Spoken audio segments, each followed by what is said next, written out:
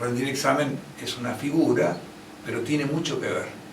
Los empresarios le exigen y quieren saber qué es lo que van a hacer, y su programa tiene que ver con eso.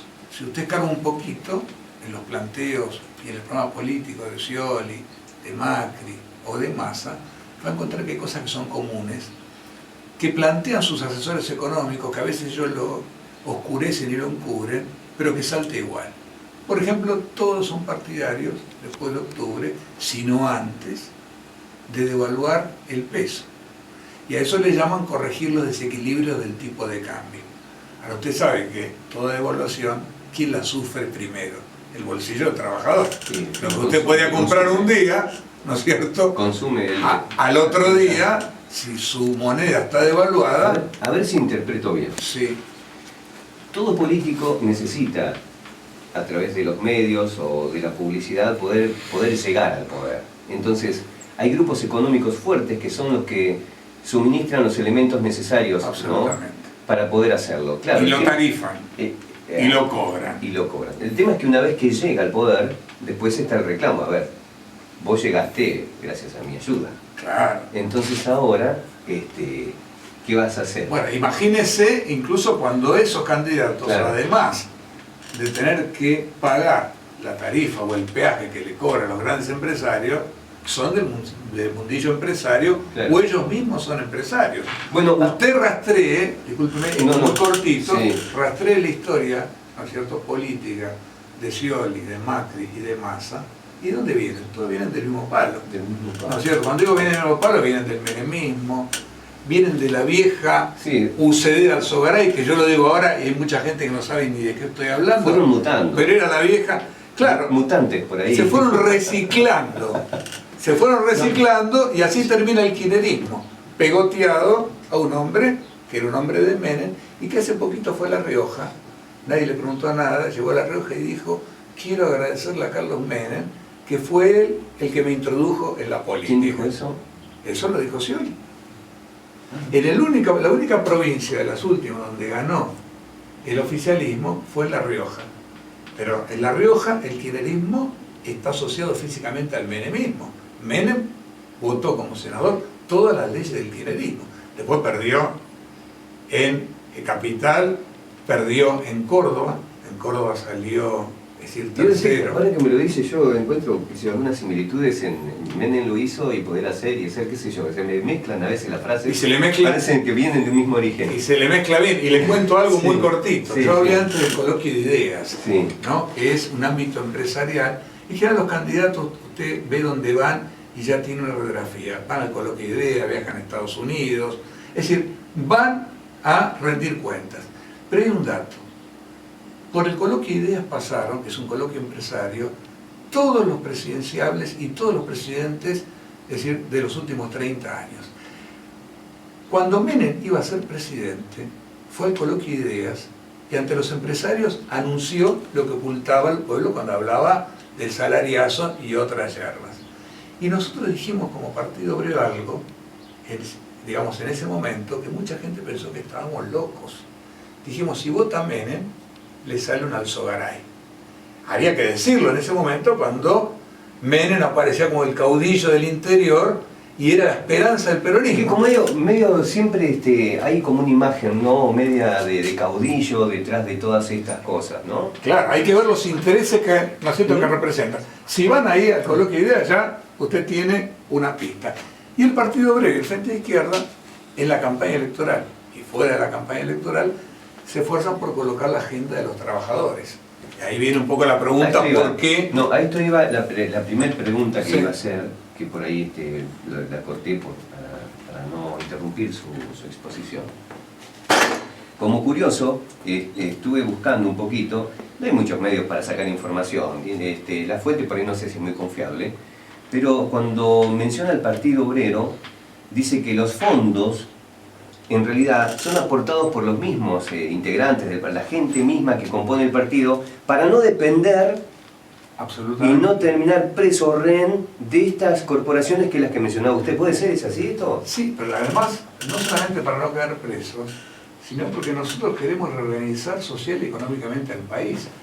Estos días hubo una reunión donde estuvieron los candidatos, el candidato presidencial Jorge Altamira, del Frente Izquierda, y dirigente del Partido Obrero, estuvo Néstor Pitrola, candidato a gobernador, el Pollo Sobrero, un dirigente sindical combativo, candidato a vicegobernador, se reunieron con los gremios del transporte y además, digamos, de reclamar el apoyo para un conflicto obrero muy importante, que es la huelga ya de 30 días de los choferes de la línea 60, plantea una cuestión central, es necesario un plan económico y político de los trabajadores, otra agenda, otra reorganización. Entonces mal podríamos nosotros, digamos, querer depender de los fondos de los empresarios, no solamente porque no somos rehenes, sino porque nosotros buscamos otra política y otra reorganización social y económica del país.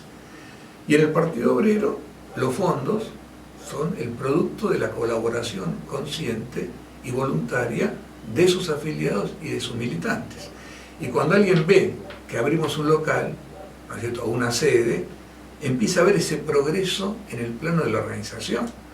Y ese progreso se ve en otras cosas también, porque así a pulmón, ¿no es cierto?, sosteniendo al partido, sosteniendo los viajes, presentamos listas como Frente de Izquierda, pero con el gran impulso del Partido Obrero, en 89 municipios de la provincia de Buenos Aires. Con la limitación y 19 ¿no? provincias del país. Al no disponer no tienen las mismas ventajas, ¿no? O sea, hay ciertas limitaciones, ¿no es cierto?, en lo que es la propaganda, en lo que es el aparato, ¿no? Y no tenemos, ¿no es cierto?, los compromisos, pero nos sobra imaginación, y todo el mundo habla de los spots en distintas campañas electorales del Frente de Izquierda y del Partido Obrero.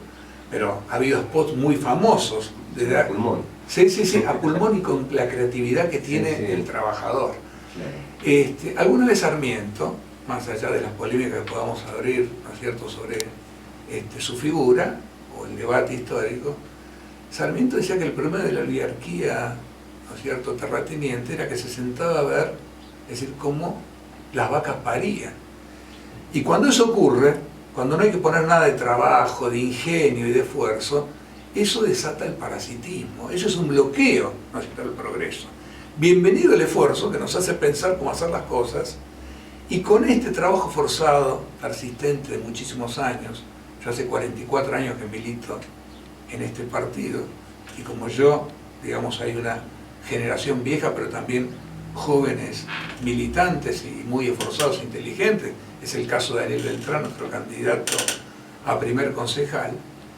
Es decir, así hemos ido construyendo esta organización y progresando.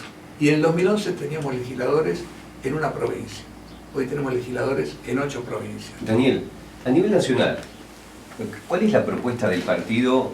¿Qué cambios haría? Y justamente, ¿por qué justamente votar entonces al Partido Obrero? ¿Qué cambios haría? Tomando en cuenta por ahí que hay mucha gente que también se ve beneficiada por las ayudas sociales que tienen que ver con los planes y demás. ¿Hay alguna propuesta por parte del partido para este tipo de situación, para la gente que está justamente en desventaja económica o social? ¿Qué haría por esa gente? Y con respecto al que tiene un trabajo, al obrero, y que ya tiene un sueldo, un salario, como por ejemplo el docente, ¿qué propuestas tiene el partido a nivel nacional? Y después iríamos quizá a nivel local. Sí. Se le voy a hacer lo más corta posible, porque hay un enfoque general que actualiza mucho este debate y que son las cifras difundidas, el porcentaje de pobreza que hay en el país, ¿verdad?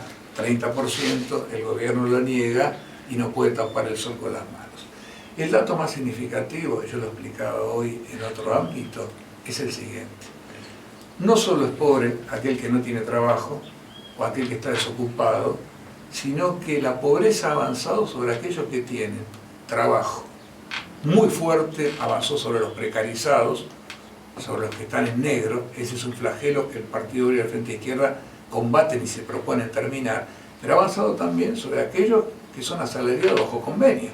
El 34% de los trabajadores conveniados, es decir, con trabajo en blanco, están en el límite de la pobreza. Entonces acá se plantean dos cuestiones y voy concretamente al grano.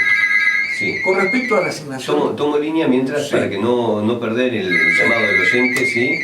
Y le decimos al oyente que, por favor, le pedimos, si puede en silencio, permitir que diga unas palabras más el candidato a diputado, Y después sí le damos participación al oyente, así que se quede en línea. Sí. Por favor, sí. Con respecto a la asignación universal por hijo, Cortalo. es decir, lo que se ha, digamos, aumentado ahora, te vio que se votó una ley que se va a actualizar la asignación universal por hijo 2 veces al año, nos parece completamente insuficiente, porque ese aumento implica llevar la asignación hoy 833 pesos por hijo, y la próxima actualización recién se va a hacer en abril.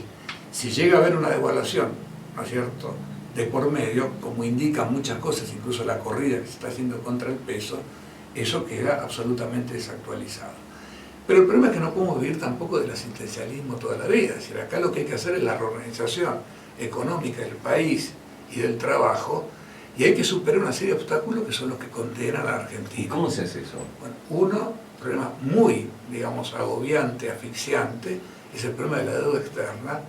Y digo esto porque este gobierno pagó 200.000 millones de dólares de deuda en 12 años de gobierno kirchnerista. ¿Y sabe cuánto debemos? 170.000 millones de dólares. Entonces uno dice, ¿cómo? No era que nos desendeudamos, no. Pagaste, como dijo Cristina, es un gobierno pagador serial de deuda, y han endeudado el país a costa de vaciar la reserva del Banco Central y de vaciar al ANSES, que debería proteger la plata de los jubilados.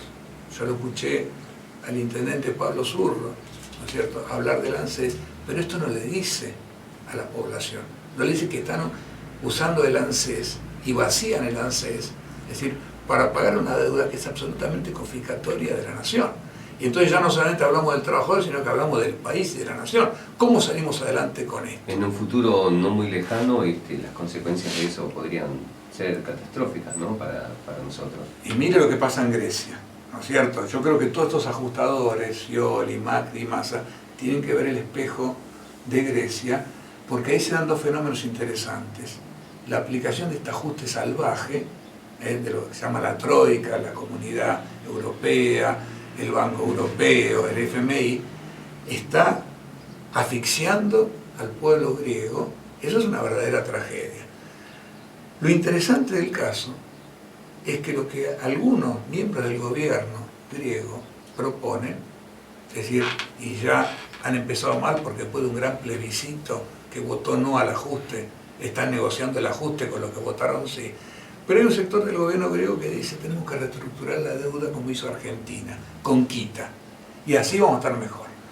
En el 2005 se produce la renegociación de la deuda, se acuerda que estaba Lavagna, que ahora está con el Frente Renovador, Kirchner, pactan una quita a la deuda, pero la deuda no disminuyó.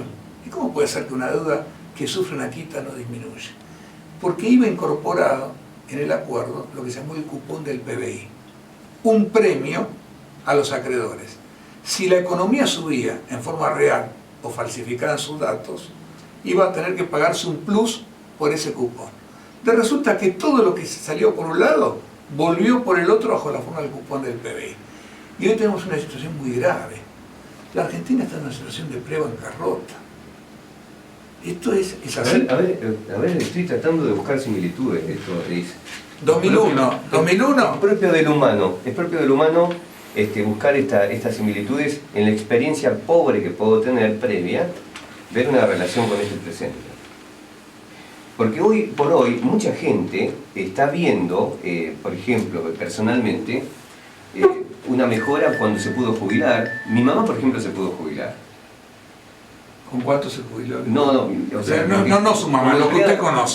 Como empleada doméstica, o como ama de casa. Porque el 80% de las jubilaciones sí están en la mínima. Por eso, pero a ver, no llegan a 4.000 pesos. Pero entiendo, porque hay que ahora ponerse en el lugar de la persona, tiene un poco de miedo. Dice, pará, a ver, yo con esta gestión o con este gobierno, yo me pude jubilar. Yo recibo el salario familiar, el plan madres o hijos, no sé qué, o la tarjeta de alimentos. Yo con esta gestión tengo mi vivienda. Yo con esta gestión en el hospital por lo menos hoy encuentro remedios, ¿no es cierto? La pregunta es, esto pasó ya en un momento cuando en el 1 a 1 también podíamos comprar cosas que antes no podíamos. De golpe uno podía agarrar y el peso valía lo mismo que el dólar. Entonces yo iba y me compraba cosas. Se privatizaba, ahora va a mejorar, entonces está la empresa ahora que está en manos privadas, va a ser mucho mejor el servicio, la prestación. después de un tiempo, ahora todos están agarrándose la cabeza, ¿no? Después de todo ese tiempo Sí, el tema es el La siguiente. pregunta es, ¿qué le decimos a esta gente ahora? Bueno, en primer lugar, tenemos que decirle, en el caso del Partido Obrero, la verdad. La verdad por sobre todas las cosas. El déficit de vivienda en la provincia de Buenos Aires supera el 1,5 millones. Pero esa realidad acá no la pueden ver. No, la ven también porque incluso vamos a tomar los planes Procrear, es decir, que han sido una salida muy limitada para una franja muy limitada. Los requisitos para acceder, ¿no es cierto?, a un plan Procrear son muchísimos. Por ejemplo, es decir, hablamos de los trabajadores en negro, hablamos de los trabajadores precarizados, Sí. hablamos de los trabajadores que no acceden al monto mínimo que califica para el plan Procrear como familia.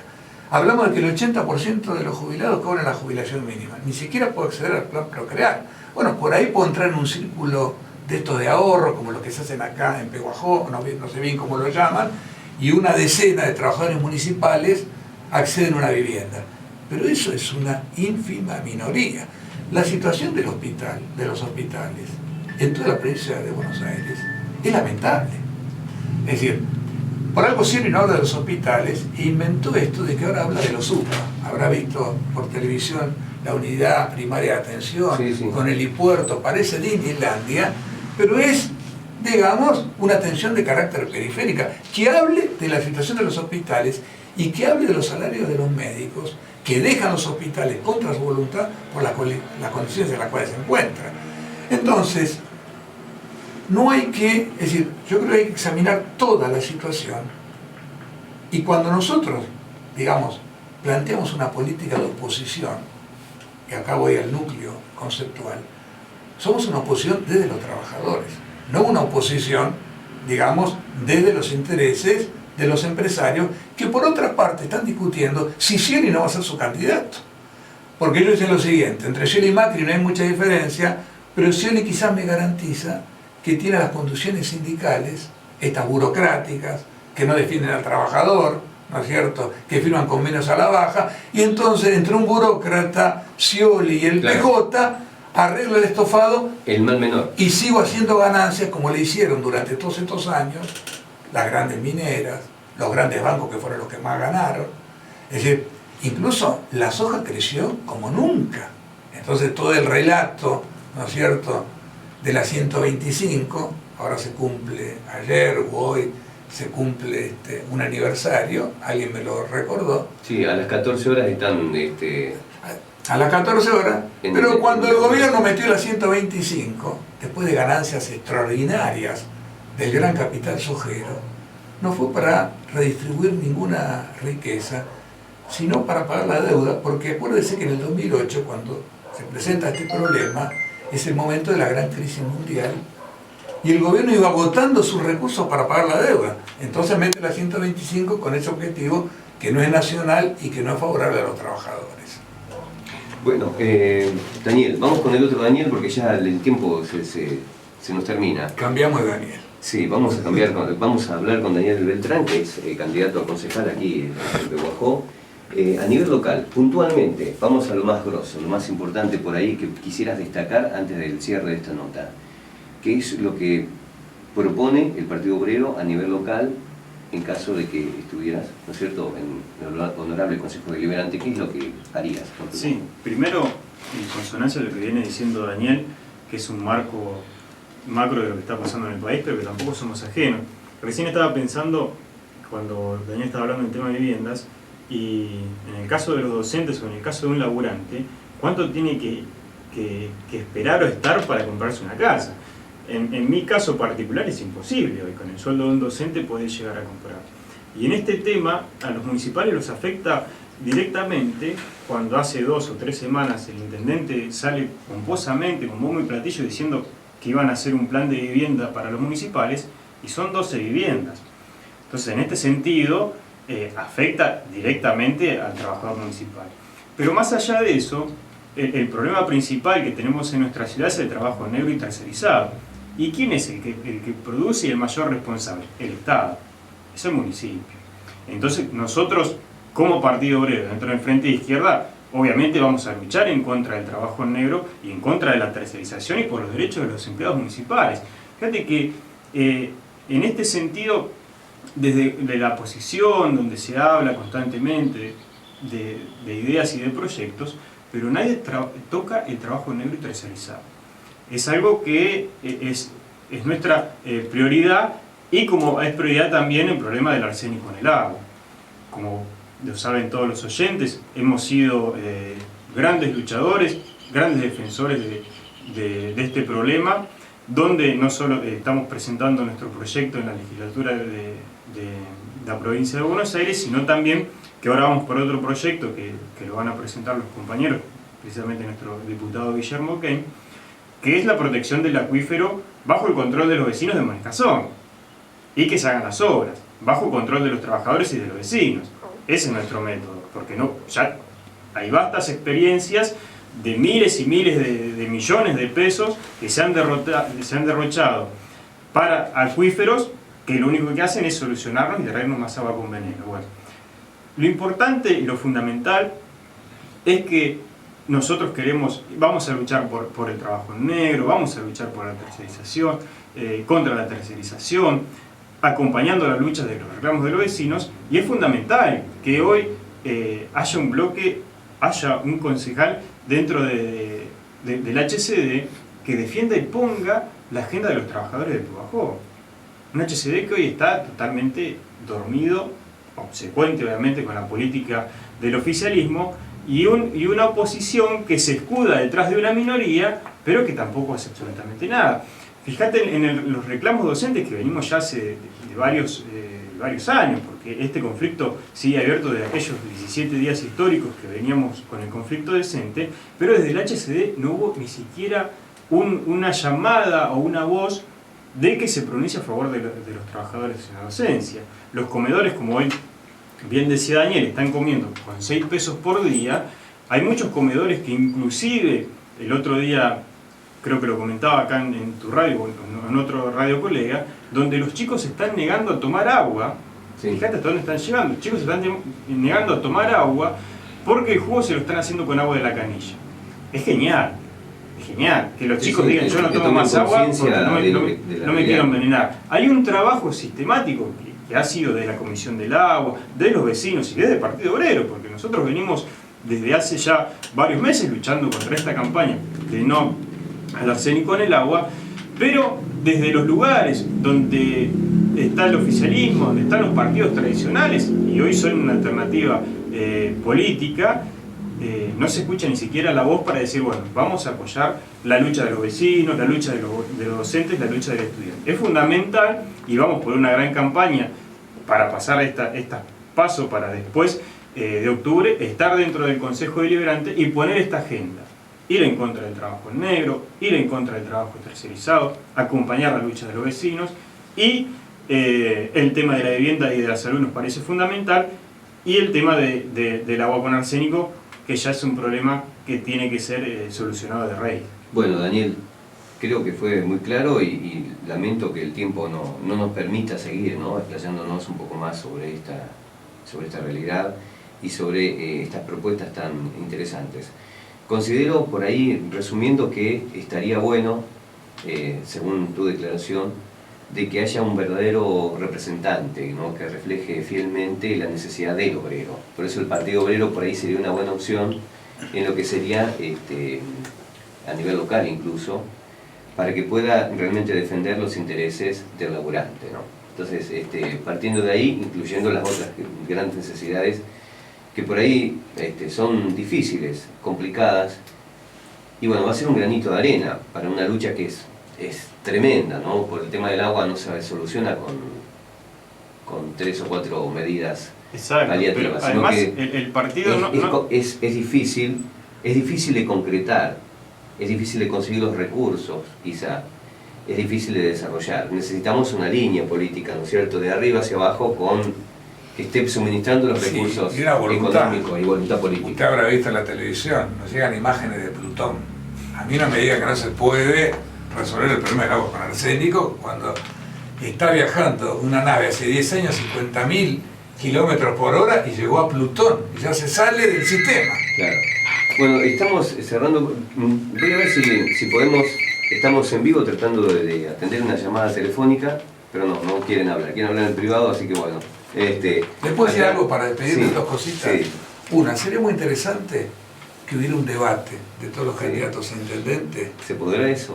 Y no sé, si hay voluntad y hay interés, Pero aparte usted vio que Aníbal Fernández desafía, debate. Sí, sí. Bueno, empecemos por casa, que haya un debate de todos los intendentes, es decir, en nombre del Partido del Frente de Izquierda, comprometemos a Alberto Ricci para que participe, y si fuera de los primeros candidatos a concejales, mejor. Bueno, y la otra cuestión es esta sí. cortita, para que usted si quiere le pregunte a quien corresponde. ¿Sabe cuánta plata llega del Fondo Educativo anualmente, el 2015, al municipio de Pehuajó? 23 millones de pesos. Sería bueno saber dónde están esos 23 millones de pesos. ¿Dónde uno lo puede ver? En infraestructura, en escuelas, ¿no? En la forma, ¿dónde están? ¿Y quién decide cómo se asignan esos fondos? Si lo deciden las escuelas, las cooperadoras, los padres, los directivos, si los sindicatos fijan posición, ¿dónde están los? Es la pregunta que dejo planteada, el millón, de los 23 millones, ¿dónde están? ¿Qué preguntas, no? Hay preguntas que son mucho más claras que cualquier respuesta. Bueno, justamente nos caracterizamos por eso, por levantar preguntas, así que la pregunta queda, ¿dónde está la plata? 23 palos, no sé. Vamos a cerrar esta nota, agradecemos mucho entonces a la presencia de este candidato a diputado nacional, Daniel Rapanelli, también al candidato a concejal por el Partido Obrero, Daniel Beltrán, y bueno, las puertas abiertas para cuando quieran volver y charlar otra vez, mate de por medio como hicimos hoy, porque acá esto es muy casero, ¿vio? Está buenísimo. Es muy... Como los ravioles, que son los más ricos. Bueno, él quieren hablar en privado, así que bueno, gracias. Le agradezco la entrevista. Nos estamos despidiendo. Bueno, usted se está llamando por teléfono, ya lo vamos a atender. Qué lástima que no pudimos hablar en vivo, al aire, porque podían preguntar y evacuar toda pregunta. Acá estaban para responder nuestros amigos que llegaron aquí a estudios.